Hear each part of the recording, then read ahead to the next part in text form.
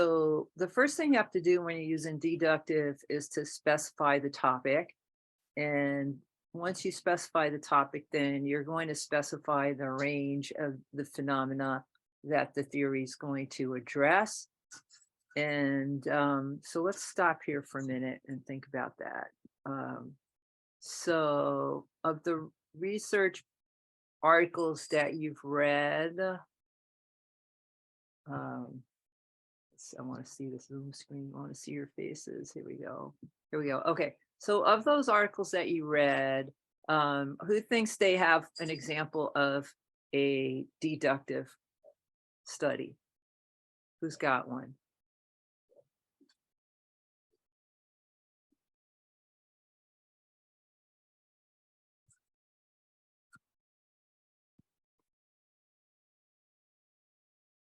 All right, I'll start calling names and ask.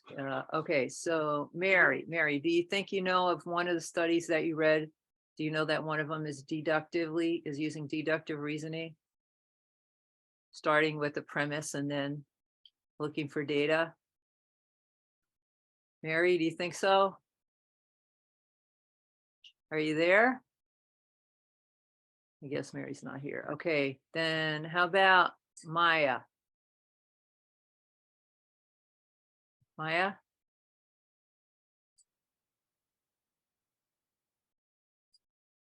Sarah? I'm not entirely sure. Okay. So just tell me a little bit about the study and let's look at it. What was the study about? It was for critical and it was about the wage gaps. Oh, okay. Very good. Okay. So is it starting with, does it start with a theory? Yeah, I guess it does because it's starting with kind of the idea of like gendered like wage gaps, if that Okay. makes sense. Yeah, so that sounds like a deductive study to me, starting with this idea of a wage gap. So there's a theory that there's going to be gender differences in wages, right? Okay, so then how did they, or what was the data that they used?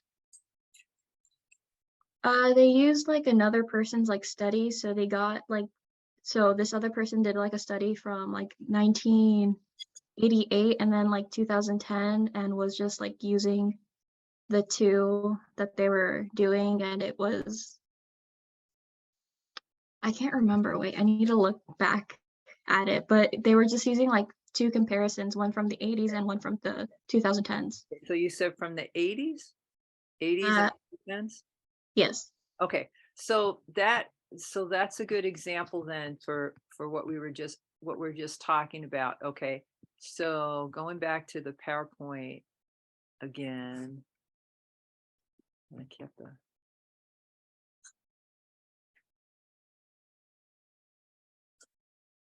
okay. Whoops. Yeah, that's it. The PowerPoint. Okay, so whoops. What share? Okay, so if you look at then we were on the steps, looking at the steps again.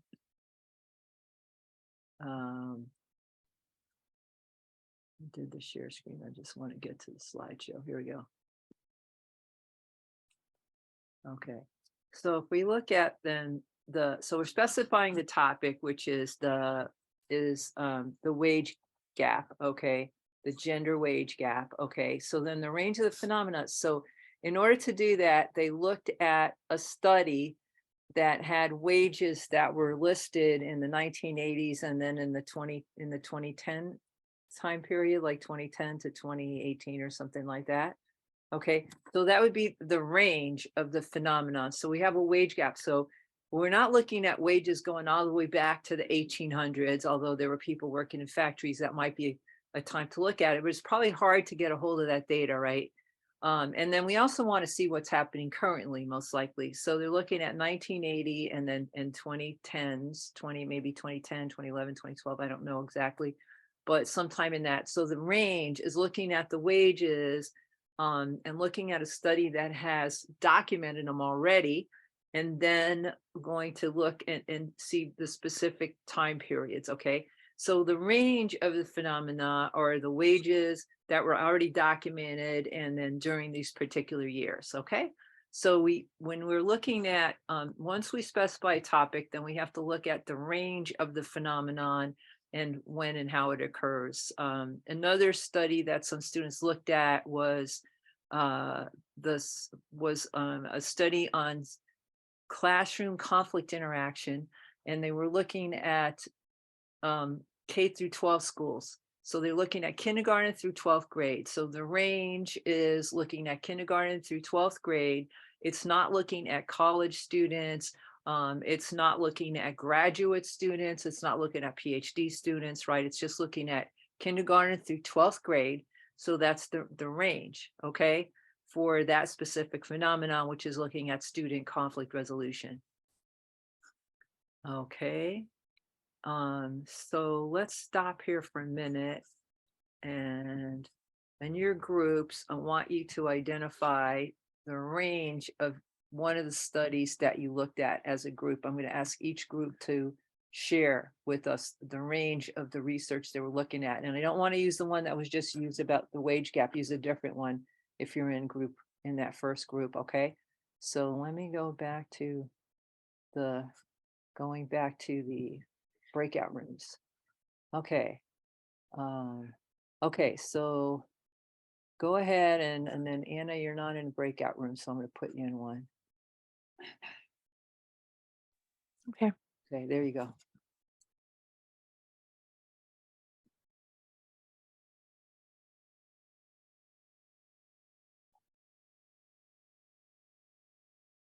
Okay. For the systems. Oh yeah, we both did, yeah. Oh, Okay. yeah. So folks, that was the one that I was just talking about, that study. So think, what's a different study that you could look at the range of the phenomena? Mm, Mm,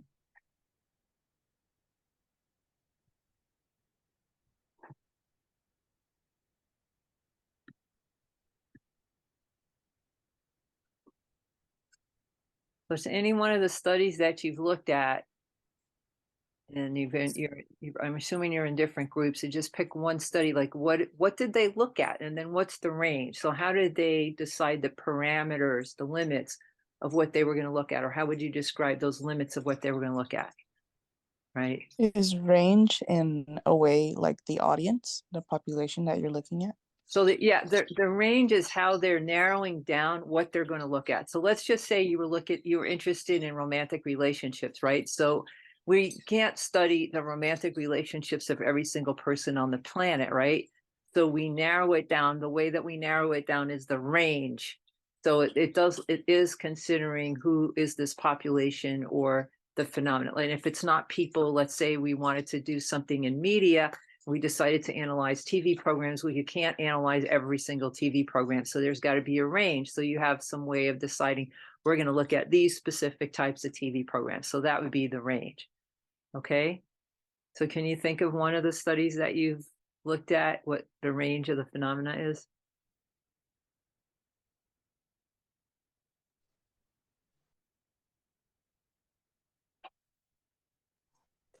I just did a study looking at like different like gender roles in Hispanic households, and I think our Oh, range was okay. they wanted to limit it to at least, or at most, I guess, 40 families, and Okay. then they had to have at least one kid, and the parents couldn't be over Very 65. good. Okay, very good. So the range is specifically, it's going to be Hispanic families with one kid and so on. Very good. That's a good example, Eric.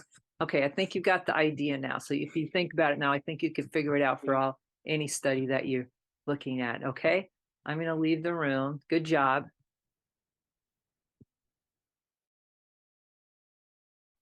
Okay. Now, let's see the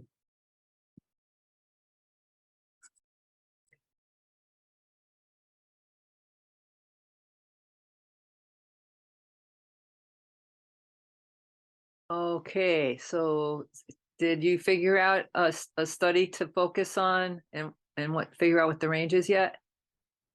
Anybody in here? Emily? I think we were confused because well, I wasn't in class on Tuesday, so I don't know the articles that we were on, but I don't think that the people in this group were together on Tuesday, so we don't know It just can be any article. It doesn't matter which group you're in. So Whitney, do you have an article you can remember? I'm trying to find the article that I looked at on Tuesday because it was pretty interesting, but I'm trying to find it. Okay. Brittany, do you have an article in mind? I was with Whitney and I was trying to pop up the article, but it's not letting me.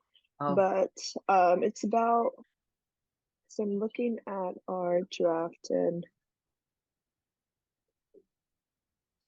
it's the title's like, when and why do ideal partner preferences affect the process of maintaining romantic relationships?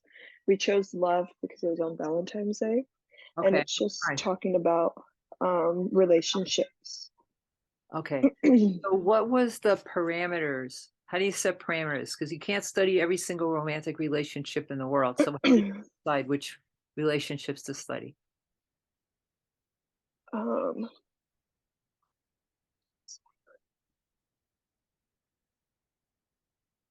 So it says like, sorry, my voice. It says for single participants, associations between the pattern and metric and 3 romantic interest dependent variables were non-statistics. My throat hurts really bad, I'm sorry.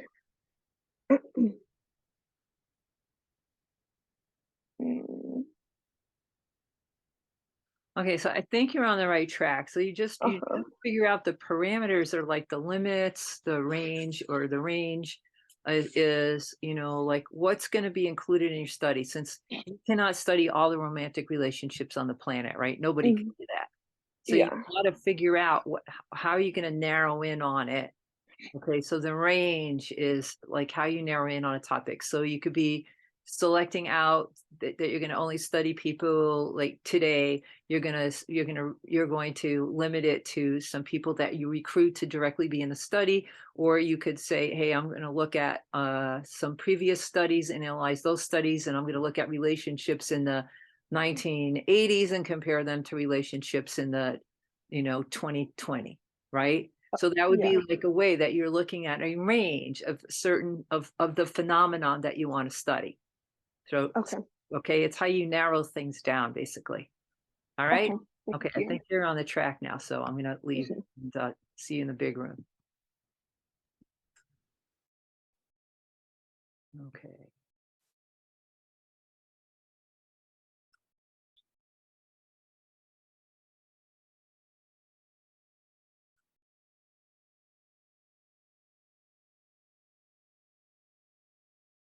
Okay.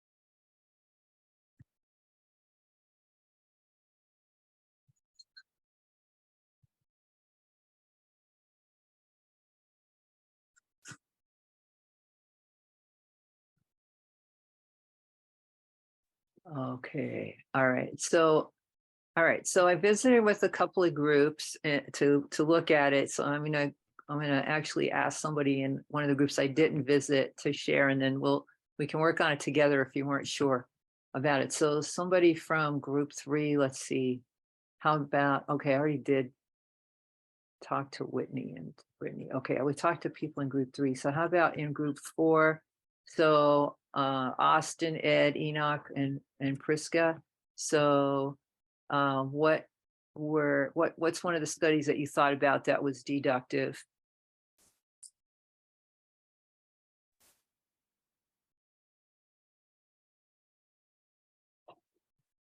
Austin? Mine was not deductive. Mine was inductive. Okay, how about Enoch? Can you think of a deductive study and all the articles your groups have looked at so far? You guys ended up using mine as an example about the gender wage gap. Oh, that was yours. Okay, I'm sorry. Yeah. All right, okay. So that was, yeah, and that's a good example. Okay, all right, so all right, so let's see. So basically, when I said that, I go back to the slide here.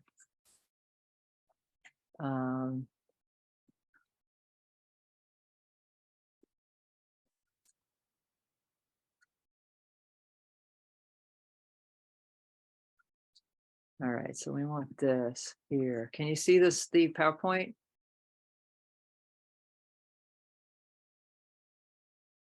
I see, the thing is, I don't know exactly which, I have different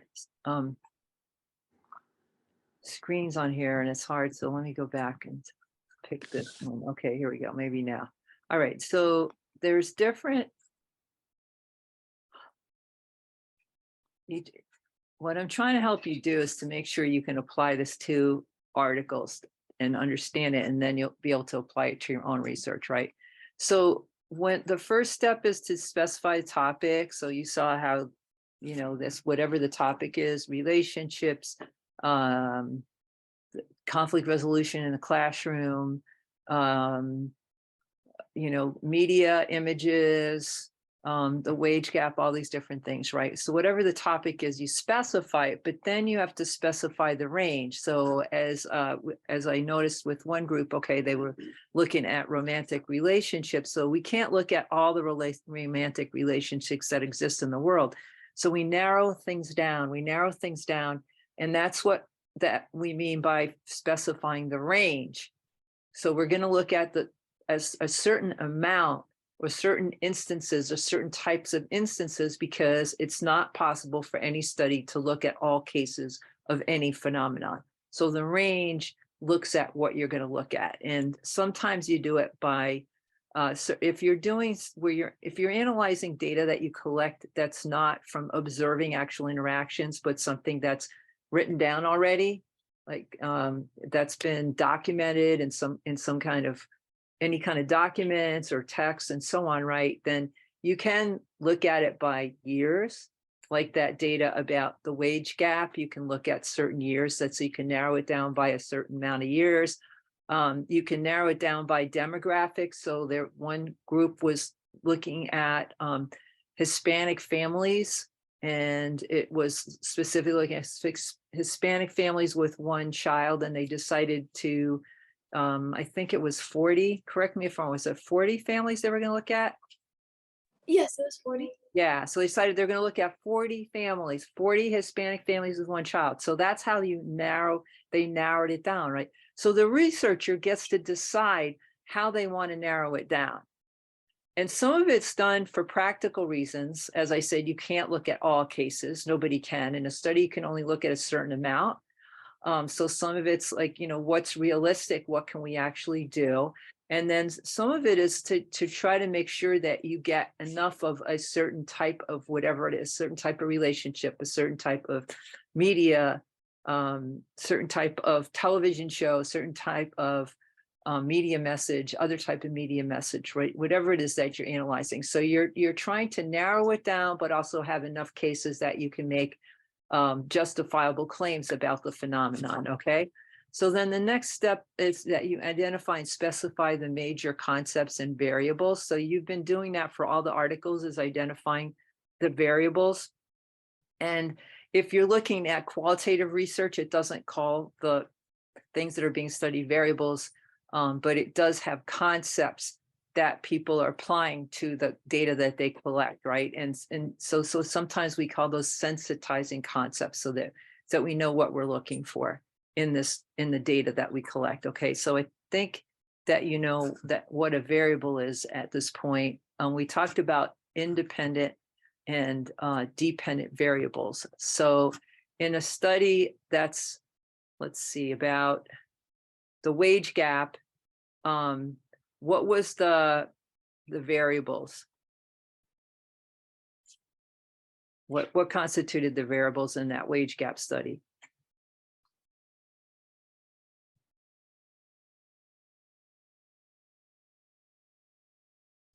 It was gender, right? Gender was the independent variable. So did the gender, the independent variable, influence the actual wages, which would be the dependent variable?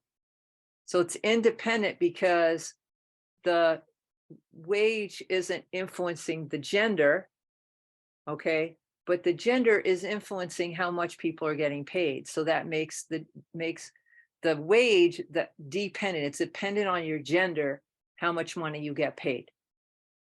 Okay, so the variables are what you're studying, and you're seeing how one variable, the independent variable, affects the dependent variable. Okay.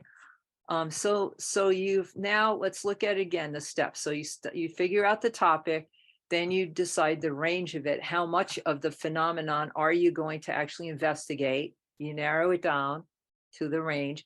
Then you identify the concepts and the variables. Okay, so the concept of wage gap, the variables of gender, and the actual wages.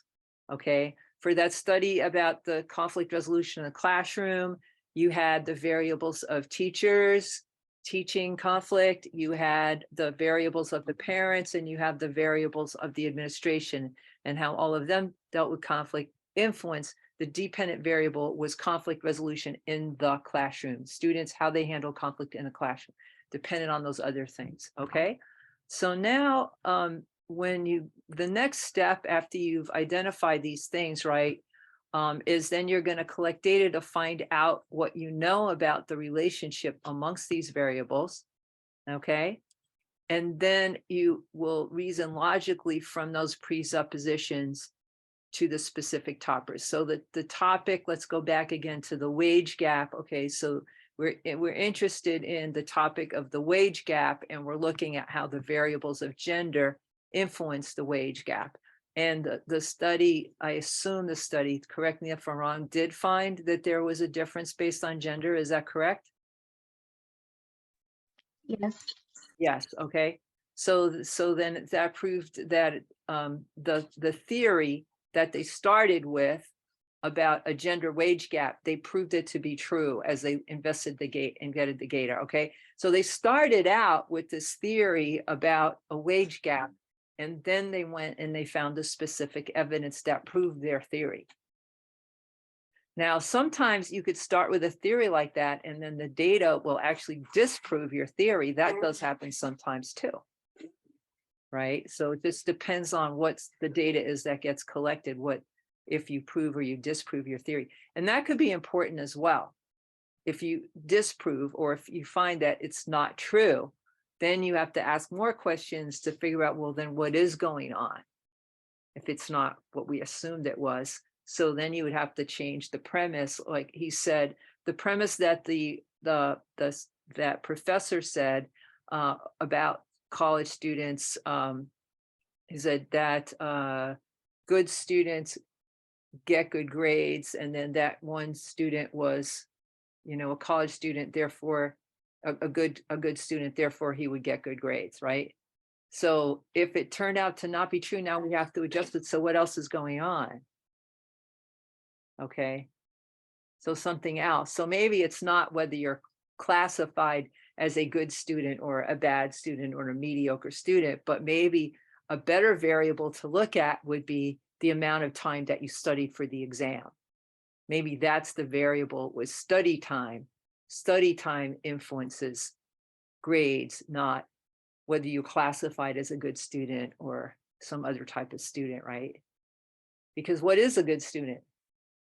A good student is the student who performs at a higher level, right? So a student that gets A's and B's is considered a good student. A student that gets D's and F's would be considered a bad student. But those labels that are looking at the quality are not what's important. The important is what's being measured, which is the grades, and whether or not a person can pass classes, whether a person's going to pass enough classes to graduate, right? So that's what's really the most important thing. And then the grades do matter. A's and B's it's easier to get into graduate school with A's and B's You won't get into graduate schools with D's and F's, but you can get into graduate schools with C's, but it's harder. And if you have a higher, if you just have a few C's, it's easier to get in than if you have mostly C's. So depending on what your GPA, right? So the grades do impact the GPA, which will have influence on graduate school admissions, but in terms of other parts of life, so it may not matter at all. It's like not a lot of people look at your grades once you graduate. Okay. All right. So the variables may need to be tweaked, and the theory might need to be tweaked if you disprove what you thought you were going to find. Okay. All right. So I'm going to go to the next slide then. All right.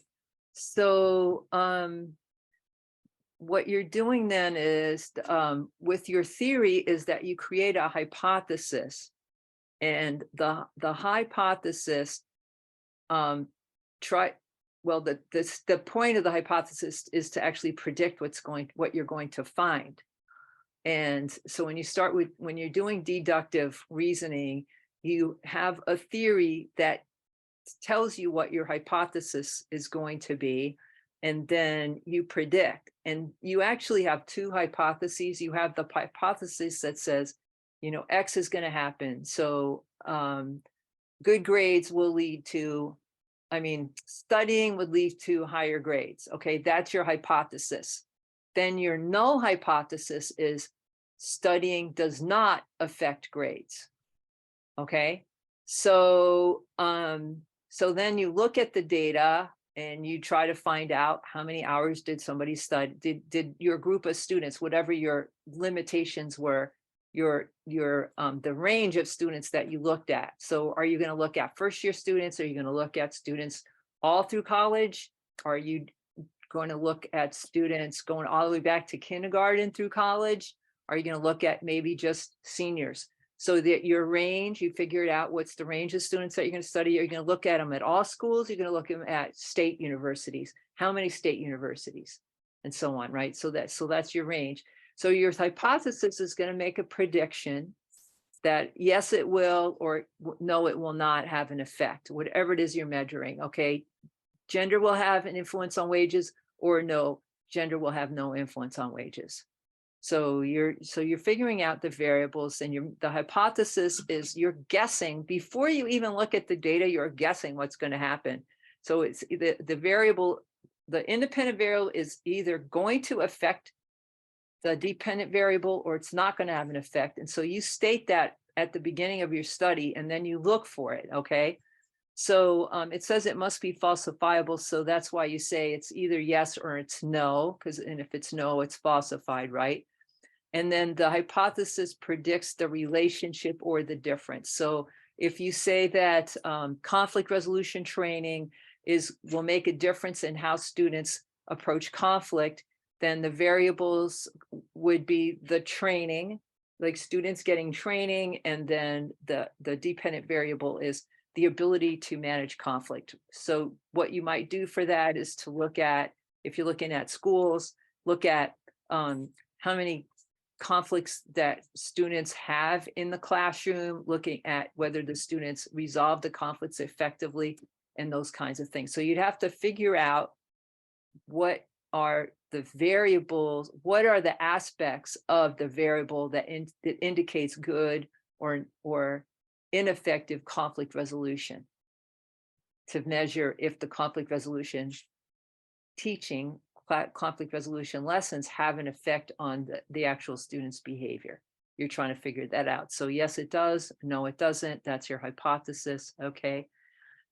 So the hypothesis directs how the variable will be operationalized. So operationalization is the behaviors, you're predicting the behaviors that will result from the independent variable, whatever it is. Getting the COVID inoculate, what do they call it? The COVID vaccine. Getting the COVID vaccine will lower the cases of COVID, or it will it will greatly reduce the symptoms of COVID so people don't get hospitalized, right? That's the science. And that was the, that's what the studies of it predict. Okay. All right, so the hypothesis tries to predict before you even look at the data.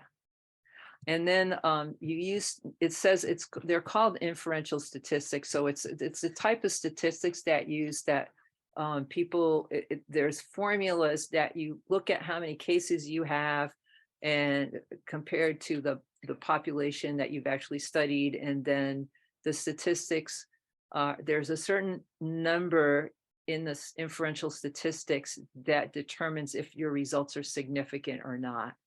And if they call that the P level, the significance level, determines if your independent variable, whatever it is, taking a vaccine, taking a class, watching certain kind of television shows, your boss talking to you in a certain kind of way, whatever those things are that you're measuring, then you're looking to see if they had a result or not, right? So it's either going to prove or disprove your hypothesis. And the statistics, there's statistical formula that tells you whether your results are significant or not, so that you can make a claim, yes, it had an effect, or no, it didn't have an effect. Okay, so that's pretty much how you do it. So I'm going to have you stop. I'm going to stop again and see then if the studies that you were looking at, did they have an hypothesis, and did they prove or did they disprove their hypothesis? Okay, so I'll put you back into your breakout rooms. Okay, so did they have a hypothesis, and did they prove it or disprove it? Okay, so that's what you're going to talk about now.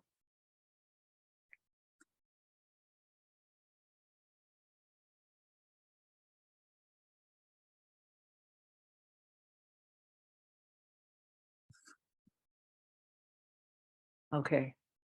All right. So one group looked at the gender wage gap and the hypothesis that there was going to be a gap, and then the collecting the data and analyzing it would prove the hypothesis correct. Okay. Let me ask a different group then. Let's see, group 3. How about Emily? Did your group have a different example? We were still looking at the romantic relationships. So Okay, the good. article says that the hypothesis was that it wouldn't have a significance. Okay. And then the outcome was that it was correct. The hypothesis was correct. There was no significance except for a two-way interaction. Okay. Okay. So you had an example of a deductive study that proved the null hypothesis, that there would be no influence. Right. So very good. Okay. So I think you got this. Does anybody have any questions then about the way that deductive reasoning works with research that uses deductive reasoning? It's mostly quantitative research that uses deductive reasoning. And they typically want to collect a lot of samples. So they have hundreds and thousands of cases of whether they're studying people or media or other kinds of data. They usually have a lot of cases that they analyze, and they use statistics to come up with their the conclusions. The statistics show whether or not there was a significant influence of the independent variable on the dependent variables. All right. So that's deductive. So one of the things that you can see with deductive reasoning is that since you have to have the theory already in place, I'm going to do the share screen again with the presentation. And if you can't see if you did not see the slides, I told I just mentioned, I will look at the website after class ends and make sure that these slides are on our modules page for this week. And if it's not there, I'll definitely post it so you'll have it. Okay. So to go back to the the share screen here. Share screen, we want the presentation, here we go. Okay, so, okay. So you may be wondering, well, if they haven't done the research, how are they able to have a theory about what's going to happen, and how do they create a hypothesis since they haven't even done the research yet? So if you're thinking about, well, I'm going to use the one about the wage gap, because I think that one is one where we know a lot about what's going on with the wage gap, right? Because there's a lot of talk about it right now. Okay, so if you were trying to figure out if there was a wage gap 40 years ago, that concept didn't even exist. There was no concept of the wage gap, right? So you couldn't have come up with a theory because nobody thought about it that way at the time, right? This concept of the wage gap emerged as more and more people started talking about it. So if you go way back to the 1960s, when women first started to get together in consciousness raising groups in people's living rooms, and what you might think of as like a coffee klatch, or a potluck, or just a gathering where women getting together and talking about their lives and seeing that they were not happy with the way things were, and they were complaining. They had common complaints about what was going on, the lack of opportunities, the way they got treated, and so on. So they were using more what you could think of as inductive reasoning. Okay, so if we now move on to the inductive reasoning, okay, so you're just starting to observe some aspects of communication, right? So you have people that are just noticing that women noticing, like, hey, I'm getting low pay, or hey, nobody's listening to me at the meetings, or hey, I'm not getting promoted to management, right? Then why? So as women are noticing and talking about it, and they're getting into groups, they're starting to find patterns. They're seeing that there's a pattern of the way that they're being treated, both at home and in the workplace. And from the women getting together and talking about it, and then some women writing about it, right?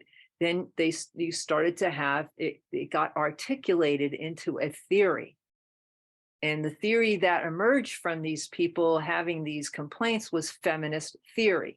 Now, once you have the theory, then you can use the theory to do deductive reasoning. But if you don't have the theory, then you're going to start with the observations of what is actually happening between people, and then you'll describe those qualities, right? So as I said, with women saying, hey, I'm not getting promoted, hey, I'm not being recognized, I can't get a job as in a leadership position, I'm only getting low paying jobs and low level jobs, right? So they're starting to see a pattern in the way that they're being treated, okay?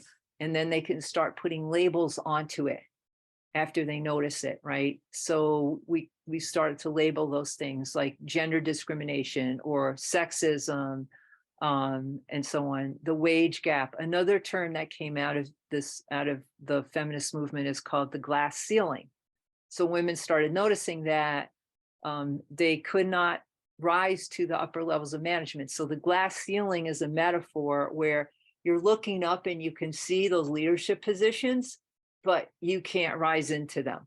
That's the glass ceiling, right? So these labels didn't exist. And when they don't exist, you don't have a theory, you can't use deductive reasoning. So you're going then from the actual situation. So you're noticing how you're being treated differently, or men are maybe noticing how their colleagues are being treated differently. It doesn't have to be a woman that sees this. Men could see it too, right?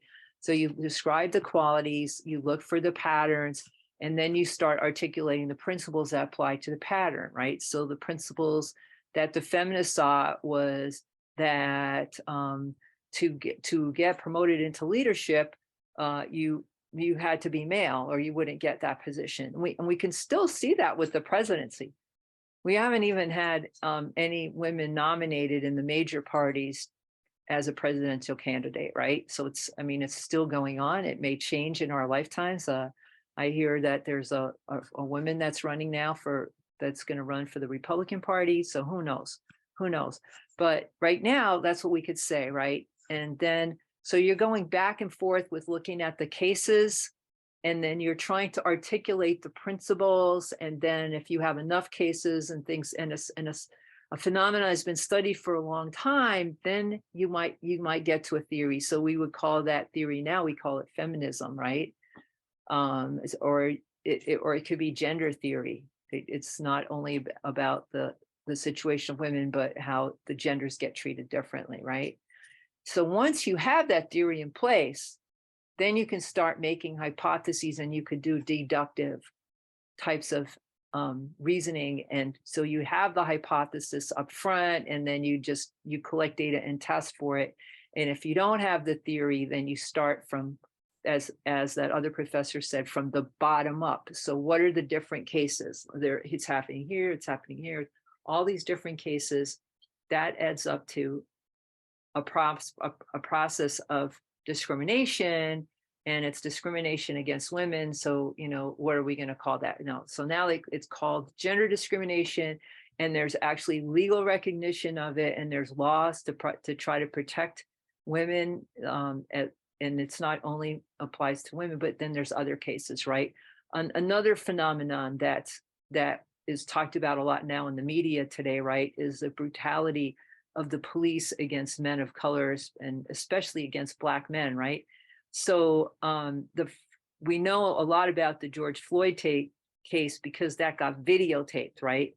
But people started talking about this back when Trayvon Martin got killed by a person in his neighborhood because he was wearing a hoodie, and the guy who saw him had a gun and assumed that he was, a bad person, a criminal, and was about to commit a crime. And then they got into an argument, and then he just, the citizen, I forgot his name, decided to take it upon himself and just shoot and kill Trayvon Martin, the teenager, for nothing. He was wearing a hoodie, right? And so then you had Black people started protesting against this, and then the hashtag was created, Black Lives Matter. And then that became a movement, a whole movement. And so now people are looking at it. Back in right after the George Floyd murder, then people in the United States, surveys showed that the majority of people in the United States believe there's a systemic problem of racism. And they've even said that, we need to do something, and we need to reform policing, because a lot of these murders are done by police, and and they're constantly popping up in the media. Another Black man killed by a police officer, right? Or in the case of the one that just happened in Tennessee, a group of police beat up and killed a citizen, right? And just recently that happened to Trey, I forgot his last name, right? So now this gets articulated. So this could be happening for a really long time. I had a friend of mine who was a Black male that I worked with back in the 80s, and he told me that he was always getting pulled over by cops. And this is when I lived in the San Francisco Bay Area, and he said he never would live in LA, and he hated coming to LA because he was always pulled over by cops in LA. And that was the first time I heard about it. Later, that got labeled as racial profiling. And when you just pull over people of color for no reason, it's because you don't trust them because they're people of color. So police have been doing that for years, but there was no label for it, right? So now there's a label for it. People are paying attention to it. They're training police to not do it anymore. And there's a lot of research. So you could look up research on racial profiling. Okay. So inductive is, you don't start with the theory. You start by looking at certain kinds of behavior or certain patterns, certain types of media. There's a lot of research on media, communication and media studies. There's a lot of research where television shows are analyzed, movies are analyzed, social media is being analyzed now, right? And they're looking for patterns. What are the patterns that you can see there? Okay. So if you start without a theory, and just look for the specific cases and then build a theory towards the end, or at least look for general principles that you can apply, right? That's called inductive reasoning. Then the theorizing comes at the end. Okay. So you are, let's put the whole slideshow back on again from the current slide. Okay. So with the inductive reasoning, you're observing a process, and then you look at how people are constructing meaning or making interpretations of the people. How are people making interpretations of what's going on? Okay. And then you see what people consider to be appropriate or inappropriate. So some inductive researchers look for the rules that could be operating in the way people behave. And one of the qualitative researchers that's pretty well known, her name is Susan Shimanoff. Okay. And she said that when you are trying to find rules of communication, what you do is that you can evaluate the appropriateness of the behaviors to determine if there's some kind of rule operating in the way people behave. All right. And then if there is a rule that's being applied, then you'll see that there is negative sanctions that happen if people deviate from the expectation. Okay. If they do something that's not expected or is a violation of what's expected, right? They'll get negative messages from very severe to not as severe, right? And then there'll be repair efforts when a rule is broken. So just a really simple example is in the United States and a lot of other countries, it's considered rude to burp at the table, right? Or it's actually considered rude to burp around other people. It's just a natural bodily function. It means that the body's just trying to release gas, and the body produces gas when it's digesting food, right? But we consider it rude because Western culture thinks you need to control your bodily functions, right? So if someone burps at the table, people might give them a weird look. Children might laugh, and then the person says, what? If you burp at the table, what do? What do you say? Excuse me. You say, excuse me, right? So that's your effort to repair the violation of, that particular rule at the table. Okay. And if it's, let's say, a child, they might get, like their parents might chastise them, right? They might give them a little lecture about what they did that was wrong. And if they keep on repeating it, they might make them go eat dinner alone, or make them go to bed without dinner, or something really severe if they're a very strict family. And if it's not a strict family, they might not care that much, right? So the sanctions are what people do in response to the behavior, a punishment, and it could be severe or it could be very light, right? But it's something that lets people know that this was not the appropriate behavior for that particular group. So qualitative researchers typically study smaller numbers, like the range of what's studied in qualitative research is typically smaller than what's done in quantitative research. So you might look at one community. It's communication researchers there's quite a few that will do ethnographic research. So we'll go and hang out with the community and observe the behaviors, and then write down field notes, and then pull all their field notes together and analyze what's going on. They may also interview people to get a better understanding of what's going on. What are the behaviors that people see as appropriate or inappropriate, and look for the patterns of the way people interact together. But they don't start out with the theory of like, oh, this is how the people are going to behave. They're just going in to observe what they can, describe it in detail, and then write about it, and then formulate some general ideas about what's going on after they've analyzed the data. Okay. So they don't have an hypothesis about how people are going to behave before they start the study. But they are going to come out at the end with looking at how people did behave, and then describe the way they behave, and then note what the patterns are, and then label the different categories of the behaviors that they find. Okay. So Now, oh, I had 2 slides on this because one was supposed to be deleted. This is the same as the last one. You'll notice the last one, these are here and I thought it looked ugly. I wanted the boxes, so I'm sorry. I'll delete that and then repost the whole slideshow, okay? So when you're doing qualitative research, you're not sure, you're not always sure, especially if you're doing observations. If you're doing interviews, you'll often specify how many interviews you're going to do before you start the project, and that will be the parameters or the range of the phenomena that you're investigating. But if you're doing observations like ethnographic researchers, it's typical to spend a long time in the field to analyze and figure out what's going on. So it's not uncommon for ethnographic researchers to spend a whole year or more years in the field, hanging out with people, observing what's going on, trying to really understand the culture. And 1 year is sort of a guideline because when, if you think about a community, right, they're going through 4 seasons, and we have these kind of patterns that we repeat.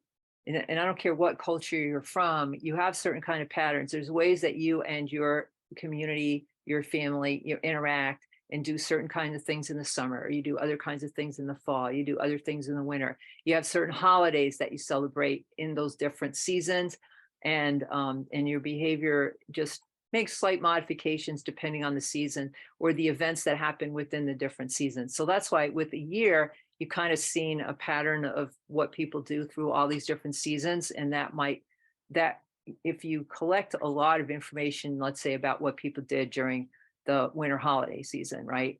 You probably don't need to observe it again a second year, because you're going to see the same patterns emerge again in the summer. Likewise, I mean, in the winter. And likewise in the summer, right? You're going to have 4th of July and you'll have your 4th of July celebrations, right? Probably going to be the same kinds of stuff that happen. So you don't need to do the study for a second year. Typically, like 1 year, you kind of seen most of the patterns that people are going to have, all right? So when you have collected enough information to see patterns, or if you start to see that your data is just starting to be repetitive, like you're saying the same kinds of things over and over again, then researchers say that they've reached the point of saturation. So they have enough now that they can make some claims about what they think that is going on, so that they can confidently say, here's the patterns that I see, and they can identify the labels for these different behaviors, and create categories of the different types of behavior that they have observed in the group that they're studying. Okay. So that is how the inductive reasoning works. Instead of starting with a theory, you just start with the actual phenomenon or behavior that you're going to study, and then you look for patterns, and then you might state some principles or come up with a theory at the end of the study. Okay.